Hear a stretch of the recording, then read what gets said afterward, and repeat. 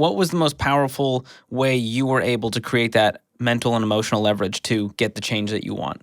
Was there one thing that you'd say, this is it? Yeah, I mean, I think you have to find the thing in yourself that you really want more than anything else, And I think for me that is having a strong, mature, developed relationship with my son when he's an adult, right? And I know that's a weird thing to talk about in a business podcast, but I think actually family is a big part of the reason a lot of people get into entrepreneurism. We want a different kind of relationship with our families. We want to build a different kind of generational legacy than what we would be able to do if we weren't an entrepreneur, right? And so I think, for me, that's my story. That is the thing that I want to do in my family. So what I try to do is I try to take the circumstances that I'm presented with day to day, and I try to ask myself, like, how will a lack of courage on my part negatively impact that desired future I've got out 20 years from now?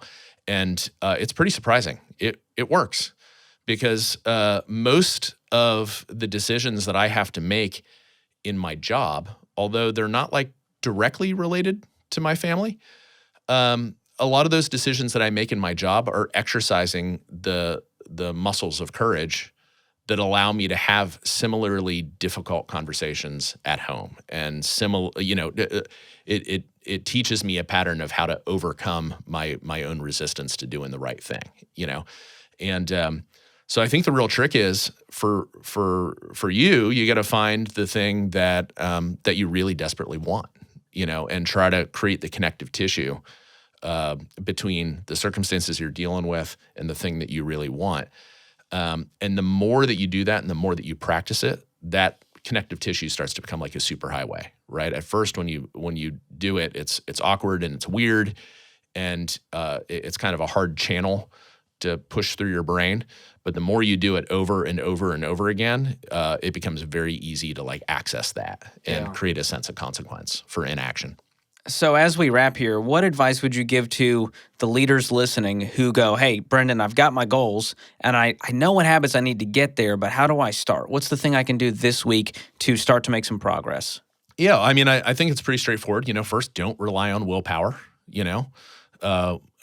Willpower, ultimately is just going to make you feel like a failure because it's not going to work. And, definition of insanity, keep doing the thing that doesn't work over and over again, right? So stop using willpower, just dispense of that. I think your imagination is a really important tool. Your ability to use the combination of your imagination and emotion, and then time, figuring out how to leverage those three things together, and use that as a tool to look at what will the future, look like about the things that I truly care about. And I think once you use those tools to create actual emotional leverage, those are the things that are going to unlock your ability to actually do this stuff daily, right? Because daily is actually the hard part.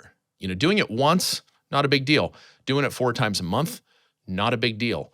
But when you got to do it daily or multiple times a day, you really have to have a solid strategy for how it is that you're going to do that. And yeah, my advice is just don't rely on willpower.